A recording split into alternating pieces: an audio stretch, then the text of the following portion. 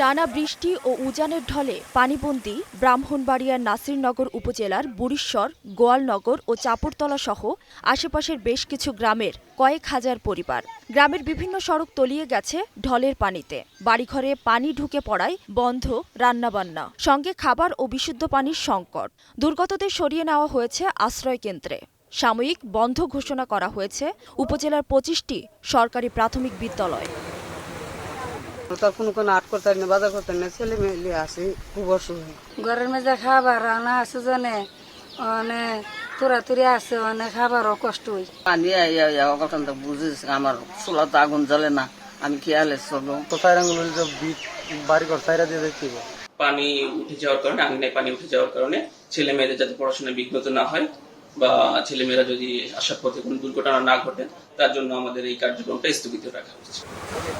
নরসিংদীর রায়পুরার মেঘনার ভাঙনে বিলীন চরসুবুদ্ধি ইউনিয়নের অন্তত 15টি বসতঘর।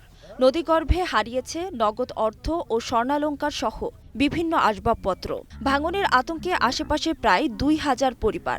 ভাঙনপ্রবণ এই এলাকায় গত 8 বছরে নদীতে বিলীন হয়েছে একই গ্রামের 1.5 শতাধিক পরিবার। বন্যার পানিতে ভাসছে নেত্রকোনা। পানিতে তলিয়েছে রাস্তাঘাট, শিক্ষা প্রতিষ্ঠান, ধর্মীয় উপাসনালয় সহ সরকারি বেসরকারি বিভিন্ন স্থাপনা। বেশি বিপর্যস্ত দুর্গাপুর কমলাকান্দা উপজেলা। এখানে 250 শিক্ষা প্রতিষ্ঠান এখন পানির নিচে।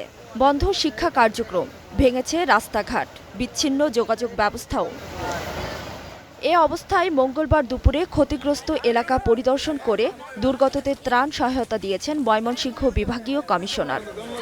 পানি যখন নেমে যাবে তারপর আমরা অ্যাসেসমেন্ট করব এবং অ্যাসেসমেন্ট করে যেগুলো ক্ষতিগ্রস্ত হয়েছে সেই রাস্তাগুলো মেরামত করা হবে এবং যে শিক্ষা প্রতিষ্ঠান ক্ষতিগ্রস্ত হয়েছে সেগুলো মেরামত করা হবে।